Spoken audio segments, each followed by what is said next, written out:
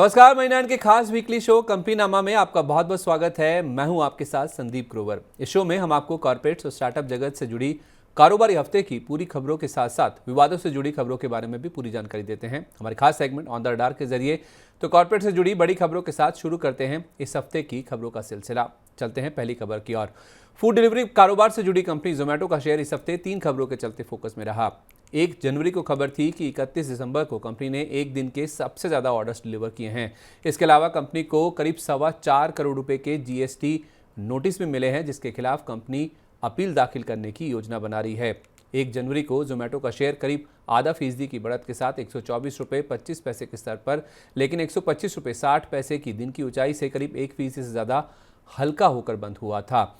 2 जनवरी को खबर आई कि जोमेटो ने देश के कुछ हिस्सों में फिर से प्लेटफॉर्म फीस बढ़ा दी है। कंपनी ने प्लेटफॉर्म फीस को 3 रुपये प्रति ऑर्डर से बढ़ाकर 4 रुपये प्रति ऑर्डर कर दिया है, यानी कि इस फीस में 33% की बढ़ोतरी की गई है। इस खबर के चलते 2 जनवरी को जोमेटो के शेयर में 3.25% के उछाल के साथ 129 रुपये 20 पैसे के स्तर पर क्लोजिंग देखने को मिली।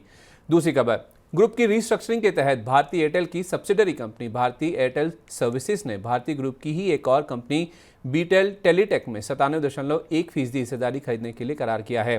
बीटेल टेलीटेक की 2 मैन्युफैक्चरिंग इकाइयों के साथ मिलकर जेवी कंपनी में 49% हिस्सेदारी है।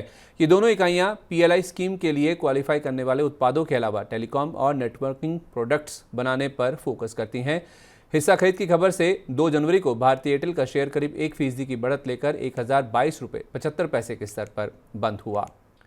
तीसरी खबर, बीते शुक्रवार को 20% की दमदार तेजी को जारी रखते हुए देश की तीसरी सबसे बड़ी टेलीकॉम कंपनी वोडाफोन आइडिया के शेयर में 1 जनवरी को भी 15% तक का उछाल देखने को मिला। असल में प्रमोटर्स की ओर से कंपनी में पूंजी डालने की खबरें थी। खबर यह भी थी कि एलन मस्क की अगुवाई वाली स्टारलिंक के साथ कंपनी की हिस्सा बिक्री को लेकर बातचीत चल रही है।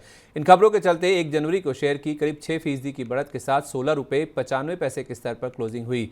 2 जनवरी को खबर थी कि वोडाफोन आइडिया ने स्टारलिंक के साथ हिस्सा बिक्री को लेकर चल रही बातचीत की खबरों का खंडन कर दिया है। एक रिपोर्ट के मुताबिक केंद्र सरकार की ओर से वोडाफोन आइडिया में अपनी करीब 33% हिस्सेदारी स्टारलिंक को बेचने की खबर थी। बीते 2 कारोबारी सत्रों में 28% से ज्यादा के उछाल के बाद 2 जनवरी को वोडाफोन आइडिया के शेयर में करीब 5.5% की कमजोरी के साथ 16 रुपये 5 पैसे के स्तर पर कारोबार की समाप्ति देखने को मिली। चौथी खबर, देश की सबसे मूल्यवान कंपनी रिलायंस इंडस्ट्रीज ने नॉन कन्वर्टेबल रिडीमेबल प्रेफरेंशियल शेयरों के जरिए टेक्सटाइल कंपनी आलोक इंडस्ट्रीज में कुल 3300 करोड़ रुपए का निवेश किया है। आलोक इंडस्ट्रीज की ओर से ये शेयर 9% की डिविडेंड की दर पर जारी किए गए हैं। रिलायंस इंडस्ट्रीज ने 1 रुपये के भाव पर इस कंपनी के 3300 करोड़ शेयर खरीदे हैं। ये प्रेफरेंशियल शेयर अगले 20 साल में कभी भी रिडीम किए जा सकते हैं। आपको बता दें कि आलोक इंडस्ट्रीज में आरआईएल कुल 40% हिस्सेदारी होल्ड करती है। इस खबर के बाद 2 दिसंबर को आलोक इंडस्ट्रीज का शेयर 20% के ऊपरी सर्किट पर 25 रुपये 80 पैसे के स्तर पर बंद हुआ, जो कि शेयर का 52 हफ्ते का उच्चतम स्तर भी है। पांचवी खबर, निजी क्षेत्र के बैंक येस बैंक के लिए इस हफ्ते एक अच्छी खबर आई। खबर यह है कि 17 दिसंबर 2022 को जेसी फ्लावर्स एआरसी को बेचे गए एनपीए पोर्टफोलियो के खाते से येस बैंक ने 150 करोड़ रुपए की रकम मिलने की घोषणा की है। सिक्योरिटी रिसिट्स पोर्टफोलियो के सिंगल ट्रस्ट से बैंक को यह रकम मिली है। 1 दिसंबर को येस बैंक के शेयर ने दिन के दौरान 7.25% तक के उछाल के साथ 23 रुपये का उच्चतम सर्च हुआ, जो कि 23 रुपये 5 पैसे की 52 हफ्ते की ऊंचाई के बेहद करीब था और क्लोजिंग करीब 5.25% की बढ़त के साथ 22 रुपये 45 पैसे के स्तर पर देखने को मिली। छठी खबर, पावर कारोबार से जुड़ी अनिल अंबानी ग्रुप की कंपनी रिलायंस पावर को लेकर एक अच्छी खबर आई, जिसका शेयर पर भी असर देखने को मिला। खबर यह थी कि 1200 मेगावाट के प्रस्तावित कलाई 2 हाइड्रो इलेक्ट्रिक प्रोजेक्ट के डेवलपमेंटल राइट्स के ट्रांसफर को लेकर कंपनी ने टीएचडीसी के साथ एक डील की है। टीएचडीसी के साथ कंपनी ने 128.39 करोड़ रुपए की रकम में यह डील साइन की है। 1 जनवरी को रिलायंस पावर के शेयर ने 24 रुपये 25 पैसे के इंट्राडे हाई को छुआ, जो कि 25 रुपये 20 पैसे की 52 हफ्ते की ऊंचाई के बेहद करीब है। हालांकि कारोबार की समाप्ति पर शेयर 2.5% बढ़कर 23 रुपये 90 पैसे के स्तर पर बंद हुआ। सातवीं खबर, सूर्य रोशनी ने इस हफ्ते अपने लाइटिंग और कंज्यूमर ड्यूरेबल कारोबार के कर्ज मुक्त होने की घोषणा की है। इसका मतलब ये हुआ कि दिसंबर 2023 में खत्म तिमाही तक कंपनी के ये दोनों सेगमेंट लोन मुक्त हो गए हैं। इन दोनों सेगमेंट्स पर लंबी अवधि और वर्किंग कैपिटल से जुड़ा कोई भी लोन बाकी नहीं है। पर इस अच्छी खबर के बावजूद 2 जनवरी को सूर्य रोशनी का शेयर करीब 3.5% की कमजोरी के साथ 772 रुपये के स्तर पर बंद हुआ। आठवीं खबर, बीते शुक्रवार की शाम को टाटा कंज्यूमर प्रोडक्ट्स यानी टीसीपीएल के बोर्ड ने टाटा कॉफी के साथ होने वाले मर्जर का ब्यौरा सामने रखा। इसके तहत टाटा कॉफी के प्लांटेशन कारोबार को टीसीपीएल बेवरेजेस एंड फूड्स के साथ मर्ज कर दिया जाएगा। दोनों कंपनियों के बोर्ड ने इसको मंजूरी भी दे दी है। इस योजना के तहत टाटा कॉफी के शेयरधारकों को अपने 22 शेयरों के बदले में टाटा कंज्यूमर का 1 शेयर मिलेगा। इस मर्जर के लिए 15 जनवरी रिकॉर्ड डेट तय की गई है, यानी कि 15 जनवरी को जिन शेयरधारकों के पास टाटा कॉफी के शेयर होंगे उनको टीसीपीएल के शेयर जारी होंगे। मर्जर की खबर से 1 दिसंबर को टाटा कंज्यूमर का शेयर करीब 0.25% गिरकर 1080 रुपये के स्तर के नीचे बंद हुआ था। 9वीं खबर, दवा कंपनी डॉक्टर रेड्डीज ने इजराइल की बायोटेक्नोलॉजी कंपनी एडी थेरापेटिक्स की करीब 6.5% हिस्सेदारी करीब 160 करोड़ रुपए में खरीदने की घोषणा की है। इसके अलावा डॉक्टर रेड्डीज ने $1.9715 प्रति शेयर के भाव पर इस कंपनी के 10.14 लाख A1 शेयर खरीदे हैं, जिसका सौदा $20 लाख में पूरा हुआ है। आपको बता दें कि एडिटी ने फिलहाल अपनी टेक्नोलॉजी या प्रोडक्ट्स की बिक्री शुरू नहीं की है, इसलिए अभी इस कंपनी की कोई भी आय नहीं है। इस सौदे के बाद 1 जनवरी को डॉक्टर रेड्डीज के शेयर की क्लोजिंग करीब 1/4% की बढ़त के साथ 5,815 रुपये के स्तर पर देखने को मिली। 3 दिसंबर को खबर थी कि डॉक्टर रेड्डीज ने अमेरिकी दवा कंपनी अमायरिस से उसके वुमेन्स हेल्थ और डाइटरी सप्लीमेंट्स पोर्टफोलियो मेनोलैब्स को भी खरीद लिया है। 10वीं खबर, मंगलवार 2 जनवरी को वीएसटी इंडस्ट्रीज के 4% हिस्से की बड़ी ब्लॉक डील हुई। 3,390 रुपये के भाव पर हुई इस ब्लॉक डील में डीएसपी म्यूचुअल फंड ने 2.5 लाख शेयर और एचडीएफसी म्यूचुअल फंड ने 2 लाख शेयर बेचे हैं। जहां तक खरीदारों की बात है तो एक्सचेंज पर मौजूद जानकारी के मुताबिक एसबीआई म्यूचुअल फंड की ओर से इस कंपनी के 2,25,000 शेयरों के अलावा दिग्गज निवेशक राधाकृष्ण दमानी ने भी 2,22,935 शेयर खरीदे हैं। 2 जनवरी को कारोबार की समाप्ति पर शेयर 20% के ऊपरी सर्किट पर 4,060 रुपये 10 पैसे के स्तर पर बंद हुआ, जो कि शेयर का 3 साल से ज्यादा का उच्चतम स्तर है। 11वीं खबर, निजी क्षेत्र के बैंक आरबीएल बैंक ने अपने करीब 800 करोड़ रुपए के क्रेडिट कार्ड कर्ज पोर्टफोलियो को कोटक बैंक को बेच दिया है। आरबीएल बैंक के कुल एनपीए में से क्रेडिट कार्ड के जरिए दिए गए लोन की हिस्सेदारी लगभग 20% के बराबर है। माना जा रहा है कि आरबीएल बैंक की ओर से अपनी अनसिक्योर्ड लोन बुक के इस हिस्से को अच्छे खासे डिस्काउंट पर बेचा गया है। इस खबर के आने के बाद कमजोर बाजार में भी 3 दिसंबर को आरबीएल बैंक का शेयर करीब 0.25% की बढ़त के साथ 285 रुपये 50 पैसे के स्तर पर बंद हुआ। 12वीं खबर, विदेशी फंड अमानसा होल्डिंग्स ने ओपन मार्केट के जरिए दवा कंपनी स्ट्राइड्स फार्मा की 2% हिस्सेदारी खरीदी है। स्टॉक एक्सचेंज के आंकड़े बताते हैं कि मंगलवार 2 जनवरी को बल्क डील के जरिए 5,94,000 शेयर 659 रुपये 41 पैसे प्रति शेयर के भाव पर और 12,23,000 शेयर 659 रुपये 81 पैसे प्रति शेयर के भाव पर खरीदे गए हैं। अमानसा होल्डिंग्स की ओर से स्ट्राइड्स फार्मा के खरीदे गए शेयरों की वैल्यू करीब 120 करोड़ रुपए के आसपास आंकी गई है। इस हिस्सा खरीद की खबर से स्ट्राइड्स फार्मा का शेयर 3 जनवरी को कमजोर बाजार में भी 1.5% उछलकर 686 रुपये 90 पैसे के स्तर पर बंद हुआ। 13वीं खबर, टोरेंट पावर ने बुधवार 3 जनवरी को वाइब्रेंट गुजरात ग्लोबल समिट के 10वें एडिशन के दौरान गुजरात सरकार के साथ कुल 47,350 करोड़ रुपए के 4 एमओयू साइन किए हैं। कंपनी की ओर से रिन्यूएबल एनर्जी, ग्रीन एनर्जी और इलेक्ट्रिसिटी डिस्ट्रीब्यूशन के क्षेत्र में ये निवेश किया जाएगा। इस एमओयू के तहत कंपनी 3,450 मेगावाट के सोलर प्रोजेक्ट लगाएगी, वहीं 1,045 मेगावाट के हाइब्रिड पावर प्रोजेक्ट भी लगाए जाएंगे। 4 जनवरी को कारोबार के अंत में शेयर करीब 0.8% की बढ़त के साथ 1,017 रुपये के स्तर पर बंद हुआ। हालांकि दिन के दौरान शेयर ने 13.5% की उछाल के साथ 1,071 रुपये 95 पैसे की रिकॉर्ड ऊंचाई को भी छुआ था। 14वीं खबर, केमिकल और फर्टिलाइजर उत्पादन के कारोबार से जुड़ी सरकारी कंपनी आरसीएफ को कॉम्प्लेक्स फर्टिलाइजर प्लांट लगाने के लिए पर्यावरण मंजूरी मिल गई है। 1200 एमटीपीडी यानी 1200 मिलियन टन पर डे की क्षमता वाले इस प्लांट को कंपनी की थल महाराष्ट्र में स्थित मौजूदा इकाई में ही स्थापित किया जाएगा। इस प्लांट पर कुल 915 करोड़ रुपए के आसपास का निवेश किया जाएगा। ये प्रोजेक्ट अगले 36 महीने में पूरा होने की उम्मीद लगाई जा रही है। 4 जनवरी को आरसीएफ के शेयर में कारोबार की समाप्ति हल्की कमजोरी के साथ 171 रुपये 5 पैसे के स्तर पर हुई। हालांकि दिन के दौरान शेयर 176 रुपये 40 पैसे तक उछल गया था, जो कि 176 रुपये 55 पैसे की रिकॉर्ड ऊंचाई के बेहद करीब है। 15वीं खबर, रिलायंस समूह की फाइनेंशियल सर्विसेज कारोबार से जुड़ी कंपनी जियो फाइनेंशियल ने ब्लैकरॉक के साथ मिलकर म्यूचुअल फंड लाइसेंस के लिए मार्केट रेगुलेटर सेबी को आवेदन दिया है। जुलाई 2023 में जियो फाइनेंशियल ने ब्लैकरॉक के साथ 50-50 जेवी कंपनी स्थापित की थी। अर्जी दाखिल करने की खबर से जियो फाइनेंशियल का शेयर 4 दिसंबर को 3% से ज्यादा की बढ़त लेकर 241 रुपये 70 पैसे के स्तर पर बंद हुआ। अगली खबर, पावर उत्पादन के कारोबार से जुड़ी सरकारी कंपनी एनटीपीसी ने गुजरात सरकार के साथ 1.5 लाख करोड़ रुपए के एमओयू साइन किए हैं। ये MOU vibrant Gujarat global summit के से पहले साइन किए गए हैं। एमओयू साइन करने की खबर से एनटीपीसी के शेयर में 4 जनवरी को 3.5% से ज्यादा की तेजी के साथ 317 रुपए के स्तर पर क्लोजिंग हुई और दिन के दौरान शेयर ने 321 रुपए 75 पैसे की रिकॉर्ड ऊंचाई को भी छुआ था। 17वीं खबर, आदित्य बिरला ग्रुप की कंपनी ग्रासिम के बोर्ड ने अपने राइट्स इशू की शर्तों को मंजूरी दे दी है। बोर्ड ने राइट्स इशू के जरिए करीब 2.25 करोड़ शेयर जारी करने की मंजूरी दी है। 1812 रुपए प्रति शेयर के भाव पर जारी होने वाले शेयरों के लिए 10 जनवरी रिकॉर्ड डेट तय की गई है। गुरुवार की 2070 रुपए 20 पैसे की क्लोजिंग से 12.5% के डिस्काउंट पर तय किया गया है राइट्स इशू का प्राइस। शेयरधारकों को अपने 179 शेयरों के बदले में राइट्स इशू के जरिए 6 शेयर जारी होंगे। ये इशू 17 से 23 जनवरी तक खुला रहेगा, जिसके जरिए कंपनी 4000 करोड़ रुपए की रकम जुटाना चाहती है। राइट्स इशू की शर्तें सामने आने के बाद 5 जनवरी को ग्रासिम का शेयर करीब 0.5% चढ़कर 2079 रुपए के स्तर पर बंद हुआ था। अगली खबर, एस्टर डीएम हेल्थकेयर की उत्तर पश्चिम भारत में विस्तार की योजना है। विस्तार करने के लिए कंपनी की विलय के अलावा अधिग्रहण की योजना पर भी काम चल रहा है। उत्तर भारत में कंपनी की उत्तर प्रदेश में उतरने की योजना है, वहीं पश्चिम भारत में कंपनी की पुणे में विस्तार करने की योजना है। आपको बता दें कि इस कंपनी का फिलहाल दक्षिण भारत पर ज़्यादा फोकस है। दक्षिण भारत के 5 राज्यों में इस कंपनी के 19 हॉस्पिटल्स पर काम चल रहा है। 5 जनवरी को एस्टर डीएम हेल्थकेयर का शेयर करीब 4.5% की बढ़त के साथ 419 रुपए 10 पैसे के स्तर पर बंद हुआ। तो ये थी बीते कारोबारी हफ्ते की कॉर्पोरेट जगत से जुड़ी बड़ी सुर्खियां। लेकिन अब रुक करते हैं कॉर्पोरेट जगत की कुछ ऐसी खबरों का जिनमें कोई ना कोई विवाद जुड़ा हुआ है, हमारे खास सेगमेंट ऑन द रडार के जरिए, और बढ़ते हैं पहली खबर की तरफ।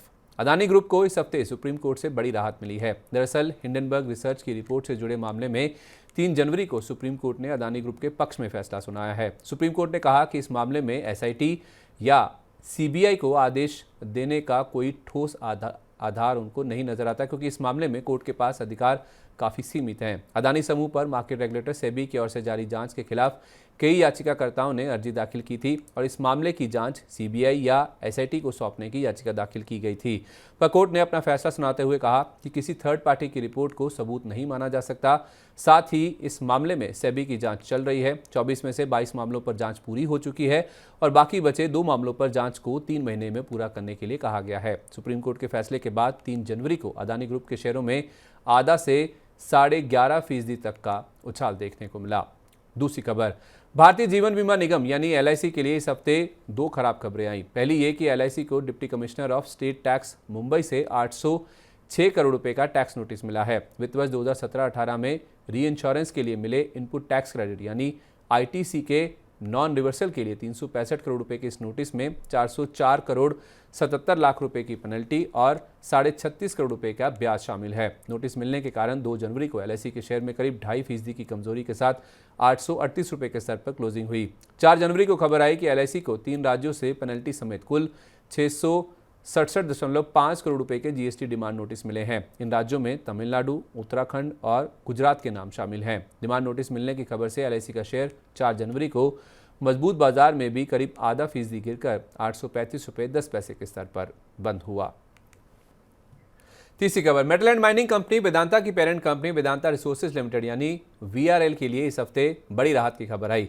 दरअसल वीआरएल के 97% से ज्यादा बॉन्ड होल्डर्स ने 3.2 अरब डॉलर के बॉन्ड्स की रीस्ट्रक्चरिंग को मंजूरी दे दी है, यानी कि कंपनी के बॉन्ड होल्डर्स बॉन्ड भुगतान की शर्तों को बदलने के लिए तैयार हो गए हैं। वीआरएल को इन बॉन्ड्स का अगले 3 साल में भुगतान करना है। पिछले एपिसोड में हमने आपको बताया था कि बॉन्ड भुगतान की शर्तों को बदलने के लिए कंपनी ने डेडलाइन बढ़ाकर 3 जनवरी करने की मांग की थी, जो पहले 27 दिसंबर को खत्म हो रही थी। खबर के चलते भारत में लिस्टेड कंपनी वेदांता का शेयर 4 जनवरी को करीब 1% की बढ़त लेकर 266 रुपए पर बंद हुआ। हालांकि 3 जनवरी को शेयर 2% से ज्यादा की बढ़त लेकर बंद हुआ था। चौथी खबर, देश के सबसे बड़े बैंक एसबीआई ने बीजीआर एनर्जी को दिए हुए अपने लोन को सब स्टैंडर्ड घोषित कर दिया है। 2 फरवरी 2023 यानी पिछले साल से एसबीआई ने कंपनी में अपने एक्सपोजर को सब स्टैंडर्ड मान लिया है। आपको बता दें कि एसबीआई ने बीजीआर को कुल 2060 करोड़ रुपए का लोन दिया हुआ है। इसमें से 844 करोड़ रुपए की रकम फंड आधारित और 1216 करोड़ रुपए की रकम नॉन फंड आधारित वर्किंग कैपिटल लोन के जरिए है। सेंट्रल बैंक ऑफ इंडिया ने कंपनी के लोन को एनपीए पहले से ही घोषित कर दिया है। खबर के चलते 4 जनवरी को बीजीआई एनर्जी के शेयर में करीब 4.25% की कमजोरी के साथ 93 रुपये के स्तर पर क्लोजिंग हुई। हालांकि दिन के दौरान शेयर 7.5% से ज्यादा गिरकर 89 रुपये 70 पैसे तक भी फिसल गया था। 5वीं खबर, एफएमसीजी कारोबार से जुड़ी दिग्गज कंपनी एचयूएल का मार्जिन डिस्ट्रीब्यूशन को लेकर अपने डिस्ट्रीब्यूटर के साथ तनाव बढ़ गया है। दरअसल डिस्ट्रीब्यूटर्स ने कंपनी को अपनी मार्जिन योजना पर पुनर्विचार करने के लिए कहा है और इसके लिए कंपनी को 10 दिन का समय दिया है। आपको बता दें कि एचयूएल ने अपने डिस्ट्रीब्यूटर्स के लिए फिक्स मार्जिन को 60 बेसिस पॉइंट यानी 0.6% घटाया था और वेरिएबल मार्जिन को 1 से 1.3% बढ़ाया था।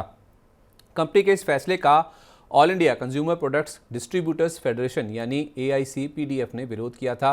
सेल्स वॉल्यूम्स में धीमी ग्रोथ के चलते इस फैसले की टाइमिंग को लेकर भी चिंता जाहिर की गई थी। इस बदलाव के चलते फेडरेशन सामान खरीदने समेत कंपनी के खिलाफ कई कदम उठाने पर विचार कर रही है। 3 जनवरी को एचयूएल का शेयर करीब 1.4% गिरकर 2,606 रुपये 5 पैसे के स्तर पर बंद हुआ था। 6ठी खबर, रेलिगेयर एंटरप्राइजेस के बोर्ड ने बर्मन परिवार की ओर से दिए गए बयान को भ्रामक बताते हुए एकदम झूठा बताया है। बर्मन परिवार ने कंपनी की चेयरपर्सन रश्मि सलूजा को जारी 2 करोड़ 14 लाख ईसॉप्स मामले में जांच के मांग के साथ साथ बोर्ड से जवाब देने की भी मांग की थी। बर्मन परिवार के मुताबिक रेलिगेयर एंटरप्राइजेस के बोर्ड ने शेयरधारकों की मंजूरी के बिना ईसॉप्स जारी करने का फैसला लिया और इससे कंपनी के शेयरधारकों को नुकसान होने की आशंका है। इन खबरों के बीच रेलिगेयर एंटरप्राइजेस का शेयर 4 जनवरी को करीब 3% की मजबूती लेकर 219 रुपये 90 पैसे के स्तर पर बंद हुआ। 7वीं खबर, देश की दिग्गज आईटी कंपनी टीसीएस को महाराष्ट्र सरकार से नोटिस मिला है। ये नोटिस कर्मचारियों का जबरन तबादला किए जाने के चलते भेजा गया है। कंपनी नामा के 100वें एपिसोड में हमने आपको बताया था कि टीसीएस ने अपने 2000 से ज्यादा कर्मचारियों का तबादला कर दिया है। जिन कर्मचारियों का तबादला हुआ है उन्हें 15 दिन के अंदर दूसरी जगह ज्वाइन करने के लिए कहा गया था। साथ में ये भी बोला गया था कि निर्देश के मुताबिक कर्मचारी अगर दूसरी जगह ज्वाइन नहीं करते तो उनके खिलाफ अनुशासनात्मक कार्रवाई हो सकती है यानी डिसिप्लिनरी एक्शन लिया जा सकता है। आईटी कर्मचारियों के संगठन नाइट्स ने कंपनी के इस फैसले को कर्मचारियों के खिलाफ बताया था और इसको लेकर श्रम मंत्रालय में शिकायत भी दर्ज की थी। 2 जनवरी को टीसीएस का शेयर करीब 0.25% गिरकर 3,781 रुपये 15 पैसे के स्तर पर बंद हुआ था। 8वीं खबर, लिकर कंपनी यूनाइटेड स्पिरिट्स को प्रिंसिपल कमिश्नर CGST और सेंट्रल एक्साइज के ऑफिस से कुल 466 करोड़ 50 लाख रुपए की जीएसटी डिमांड के साथ 466 करोड़ 50 लाख रुपए की पेनल्टी का नोटिस मिला है। इस नोटिस के चलते 1 जनवरी को यूनाइटेड स्पिरिट्स का शेयर करीब 1.25% गिरकर 1,104 रुपये के स्तर पर बंद हुआ था। 9वीं खबर, इनकम टैक्स डिपार्टमेंट यानी आयकर विभाग से श्री सीमेंट को 4,000 करोड़ रुपए का टैक्स ऑर्डर मिला है। एक रिपोर्ट के मुताबिक आयकर विभाग ने कंपनी की ओर से किए गए गलत दावों यानी गलत क्लेम्स और डिडक्शंस के चलते ये नोटिस जारी किया है। हालांकि कंपनी ने इन आरोपों को काल्पनिक और योग्यता से रहित बताया है। आपको बता दें कि आयकर अधिकारियों ने जून 2023 में इस कंपनी का सर्वे किया था।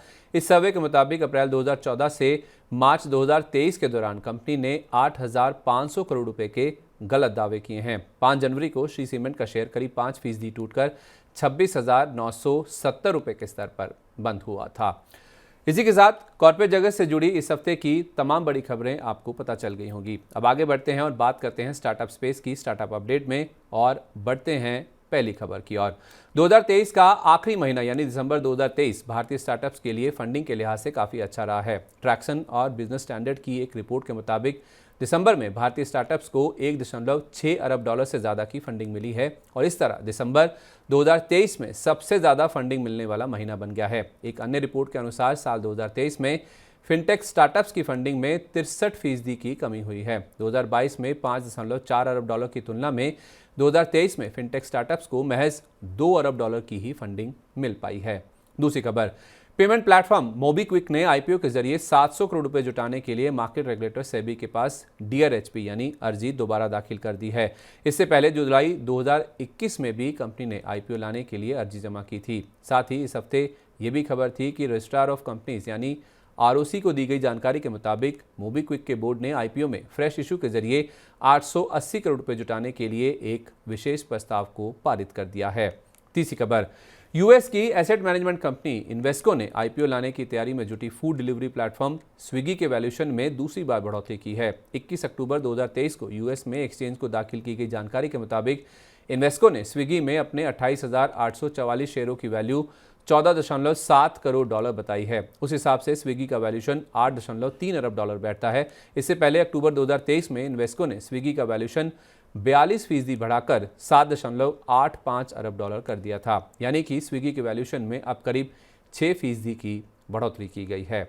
चौथी खबर, वित्त वर्ष 2023 में मीशो के घाटे में करीब 48% की कमी हुई है। वित्त वर्ष 2022 में 3,251 करोड़ रुपए की तुलना में बीते वित्त वर्ष में कंपनी को 1,675 करोड़ रुपए का घाटा हुआ है। वित्त वर्ष 2023 में कंपनी की आय साल दर साल 77% बढ़कर 5,735 करोड़ रुपए रही है। Data.ai की एक रिपोर्ट के मुताबिक 2023 में मीशो के ऐप को भारत में 14.5 करोड़ लोगों ने डाउनलोड किया।